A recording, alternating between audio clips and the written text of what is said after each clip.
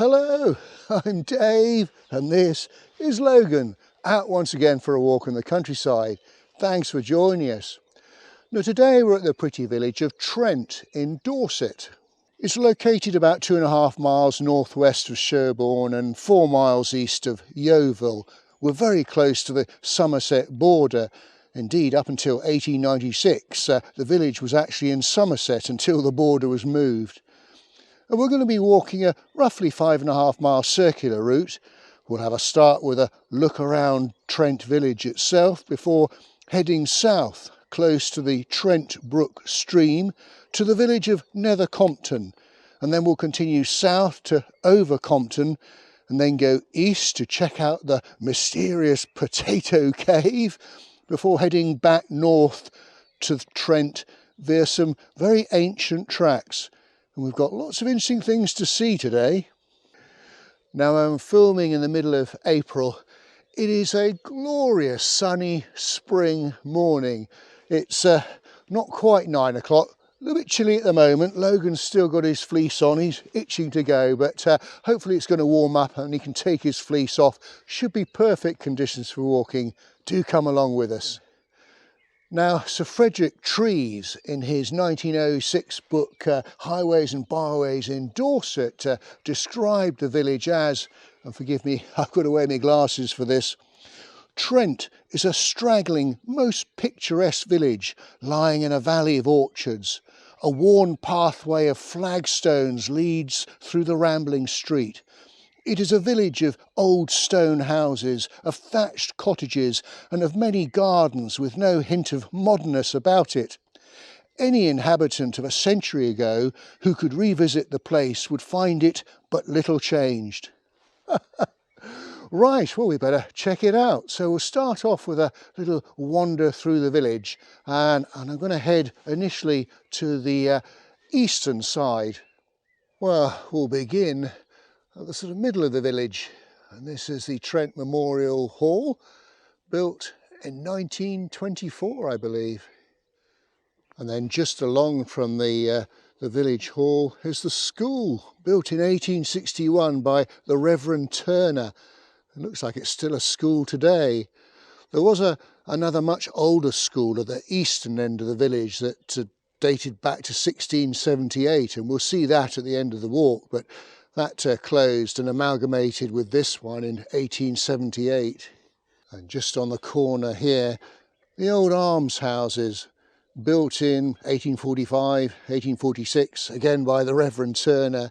Originally it was 4 houses, but it was all converted to 2 houses in 2006. And this magnificent building here is the old rectory, and it dates from the 17th century. It was refronted in the 18th century and additions made in the 19th and 20th centuries. Well, this beautiful church is the Church of St Andrews, and there was probably an earlier church here in the past, but well, of the present building, the nave has got 13th century origins. The south tower and porch were added in the 14th century, and the chancel was rebuilt in the 15th century when the nave was lengthened. It was repaired in 1694 and again in 1729. The vestry was added in the 19th century, and then the whole church was restored in 1840 and again in 1925. I think it's got 6 bells. And I was reading that in the crypt lies Geoffrey Fisher, who was the Archbishop of Canterbury, who presided at the coronation in 1953. He retired to the village and died in 1972. Well, we'll have a little peep inside, and I have found some lights. So this is the nave. I'll tell you, there's some amazing stained glass windows in this church. And right in front of me, almost opposite the entrance door, is the organ. Beautiful carved pews, and a quick look at some of the kneelers that I know some folk always find interesting to have a look at. Wow, look at that pulpit with the carvings. And then just to the side here, we've got the font and another terrific stained glass window above it. And what have we got over here? Inside a sort of glass cabinet. What does it say? The Capon mitre belonging to Archbishop Lord Fisher, which he would have worn this when he was administering in the church. And then over here, this is presumably this must be the North Chapel. And there's an effigy over there. I'm guessing that's the Reverend Turner, who was, of course, a great benefactor to the parish in the 19th century. He built those almshouses and the school, I think. And then into the chancel. Stained glass window there, really getting the effect of the morning sunshine. And there's a beautiful pattern on the ceiling of the chancel as well. Now, the origin of the word Trent possibly comes from the Celtic word trespasser, or the floodder. The little stream around these parts tends to flood on quite a few occasions. But the village has got a lot of history, and at one stage the manor was split into 3 parts. Indeed, going back, there were 3 manor houses at one stage. The most famous one is Trent House. Now, it's just behind me, quite close to the church, but unfortunately it's all on private land, so we're not going to be able to see too much about it. But so there's a lot of history.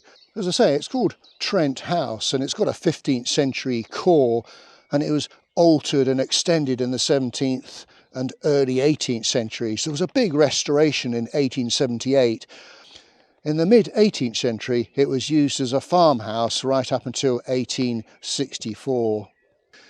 Now, just quickly going back to the history of the village again, a lot of the land in and around Trent is owned by the Ernest Cook Trust, which was established by Ernest Cook, the grandson of the travel magnate Thomas Cook. The trust gives grants, particularly for outdoor education, and still owns about 36 properties in the village, as well as over 2,000 acres and 4 farms. So just going back to Trent House here, Ernest Cook bought the house in 1935, and he did a lot of alterations to it. He died in 1955 and didn't quite finish the job of restoration. That was actually done by the present owners, who bought the house from the Ernest Cook Trust in 1956. But it's probably most famous for the role it played in the escape of Charles II after his defeat at the Battle of Worcester. And as I say, there's a great story about this, so please forgive me. We will get on with the walk shortly, but just a little bit more from Treves' book. It was at the manor house at Trent, then in the possession of Colonel Wyndham, that Charles II lay concealed for more than a fortnight after the Battle of Worcester. The battle was fought on September the 3rd, 1651. On September the 17th, the king reached Trent, attended by Jane Lane, whose servant he pretended to be, and Cornet Henry Lascelles. His 2 companions left him the next day. Now, at the manor, Charles occupied Lady Anne Wyndham's room and had access, in case of alarm, to a hiding place with a double floor under the roof. It was at Trent that the king was annoyed by the ringing of the church bells and was told that the village folk were rejoicing at the news of his death. The monarch, accompanied by Juliana Coningsby, I think that's how you pronounce her name, Colonel Wyndham and Lord Wilmot, left Trent for Charmouth on September the 22nd. They returned to Trent on the 24th and left that place again on October the 5th for Shoreham, near Brighton. The king's stay at Trent therefore amounted in all to just 16 days. So as I say, there's a heck of a lot of history. behind that house. Now on the other side of the church from where Trent House is what was the second manor house. The building's now called Church Farm, I believe. The original manor house there became a farmhouse like Trent House in the mid-18th century. And another house that's very close to the church is this one here, the Dairy House, and it's got origins from the 16th century, but this may well once have been the third manor house in the village in the past, so I'm not 100% sure. Well, very close to the church is the Rose and Crown pub. Now its website states that the building here originates from the 14th century when it was built to house workers building the spire on the church. Certainly there were a couple of buildings here in the 18th century that were joined together in the 19th century, but it's been a pub certainly since the 18th century. Now it would have been our final destination, but sadly there's a sign outside saying that it's actually closed until mid-May, which is a month away. Some of you win, some you lose. Well, what a quite enchanting little village and so much history attached to it. Right, we're now going to kick on into the countryside. Looks like we're going to follow a footpath across a field.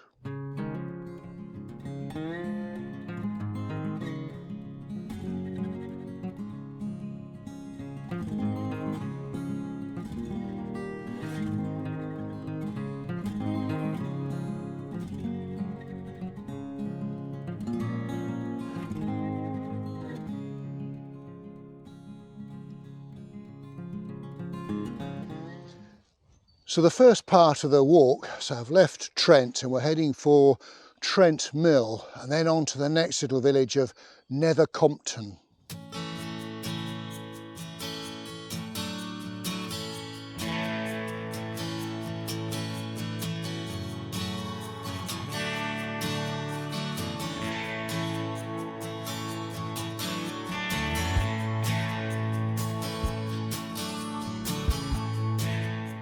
And this quite exquisite building is the old mill, or what was Trent Mill. And there'd been a mill on the brook here since at least the medieval period. A survey in 1950 recorded it being in a poor state with the stream having been diverted. And well, there'd been no wheel there for many years. And it was converted to residential use after around about 1960. Well, continuing to head along a bridleway towards Nether Compton, basically following the course of the Trent Brook, which is a very short stream with sources to the east. It's actually a tributary of the River Yeo, which is over to the west.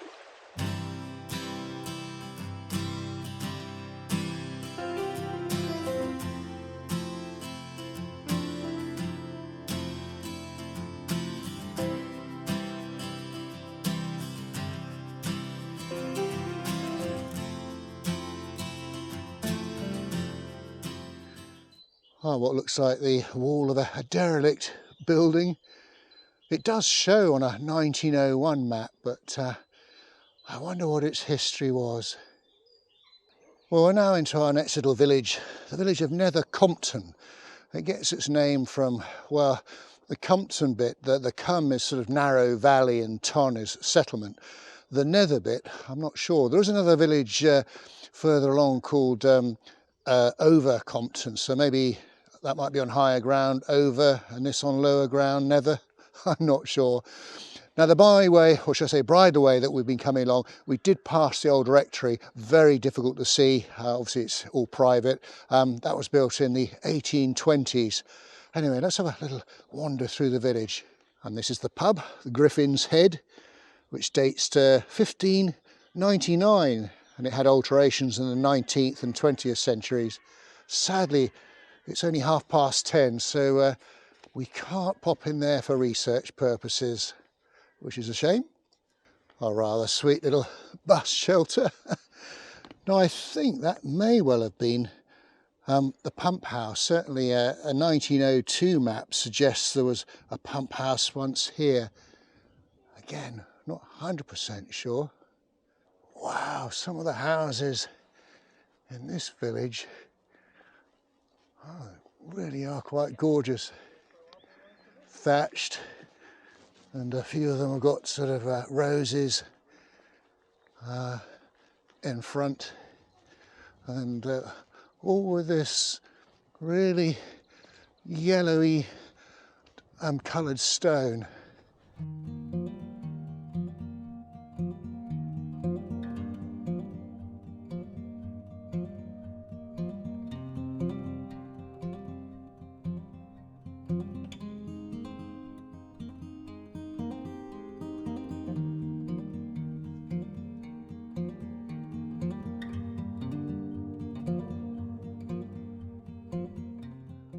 Well, right by the church is this. I'm not sure if it is the village green or whether it's private. Difficult to tell, but a quite splendid house on the side with sort of stone and a little bit of timber frame as well.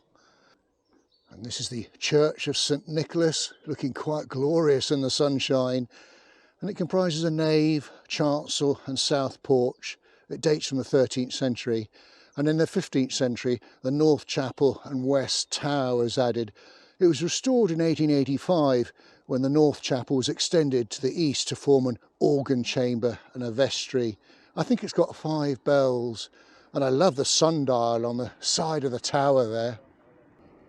Well, it looks like there's an event or a function going on at the church, so we can't pop inside. But just along from it is the old school, which you can see in front of me here, which was built in 1847. Well, we're now going to leave Nether Compton. I must say I was rather taken by the place. It really is quite alluring. I mean, look at this cottage behind me here. Beautiful, isn't it? Right, well, we're going to continue heading southwards towards our next destination of Over Compton.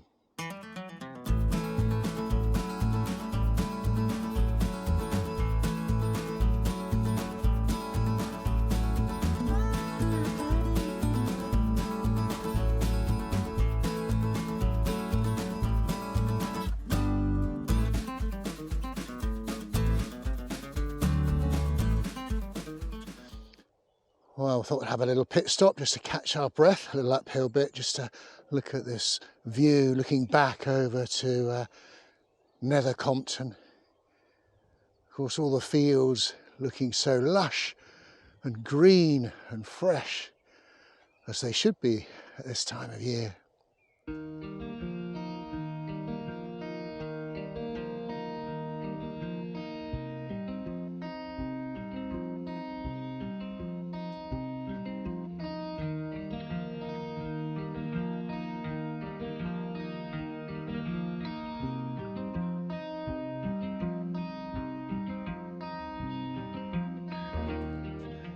We've now made it to the little settlement of Over Compton. It appears in the Domesday Book as Compton Haway, or so, I think that's how you pronounce it. Haway or Harway was the name of the lords of the manor in the 13th century. Well, this quite magnificent building is Compton House, and it was owned by the Gooden family between 1736 and as recently as 2006. And basically there was a manor house here that was largely rebuilt in 16th century style between 1839 and 1843 after a major fire here in 1827. In 2007 it was all converted into 4 separate properties. And just opposite Compton House is the Church of St Michael's.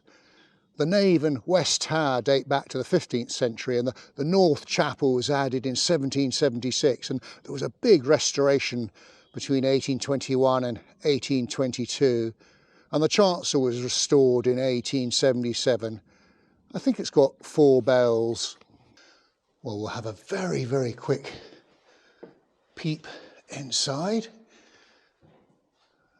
A beautiful pulpit there on the right, and there's the font tucked away on the must be the southern side. That must be the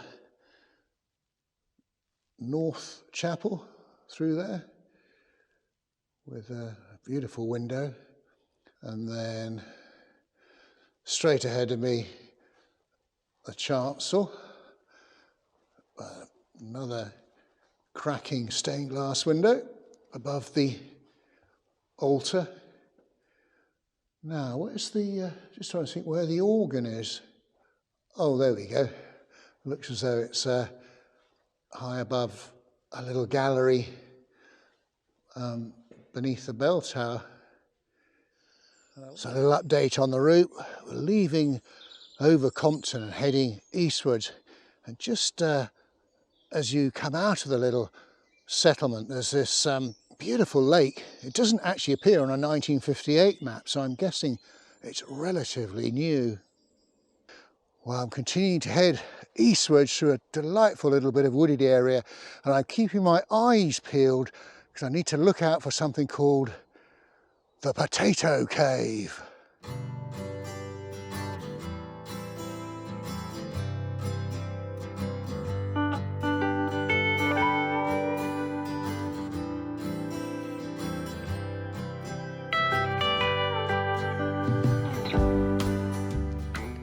Well, hey, we've found it. The Potato Cave, also known as Tidy Cave. You can see there's a bricked wall and an iron gate, and it dates to the Elizabethan period. Sir Walter Raleigh, who lived at nearby Sherborne Castle, conducted experiments growing potatoes there. And, well, the spuds had to be stored in a cool place to prevent them from turning green and becoming poisonous. And so, well, they were stored here. Well, I sent Logan in to check, and he tells me that there's nothing untoward in there. So let's have a little look inside. So I have got a little spotlight, so I don't know if this is going to show too much. I say it's lovely and cool in here. What have we got around here? Gosh, look at this. It's huge.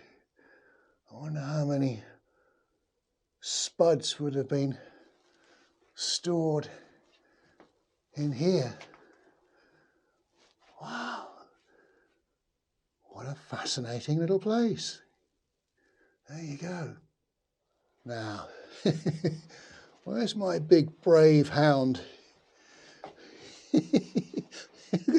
He says, I'm not going in there, Dad. There's monsters in there. What an amazing place. You never know what you're going to come across on a countryside walk. Okay, well, we're now going to start heading northwards. Oh, another little pit stop just to take in this quite glorious and spectacular view looking over to the east. England at its very best in the spring. And this is on the other side of the track that we've been following, and this is sort of northwest, and there's Trent in the far distance. I can just about make out the church tower.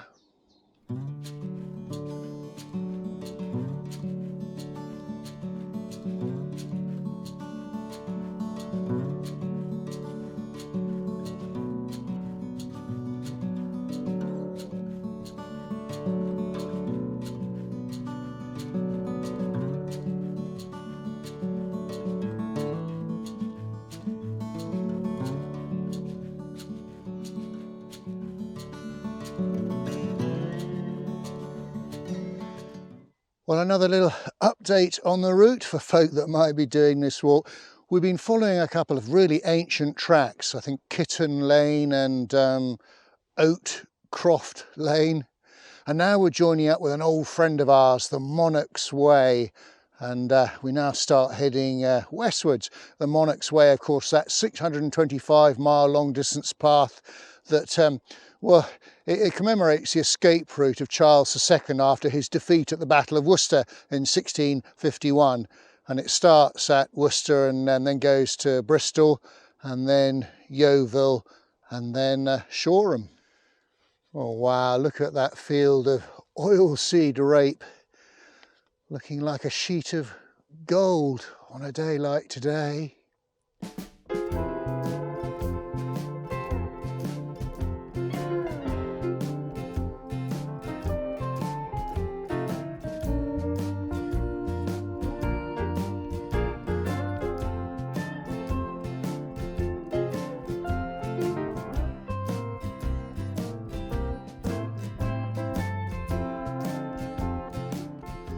Well, what a delightful spot.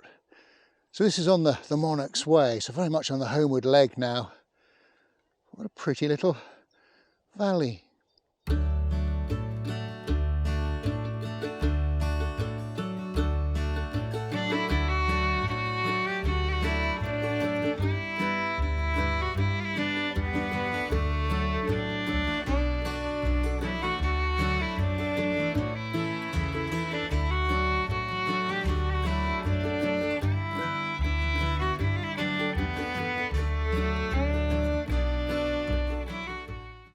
Wow, isn't that pretty?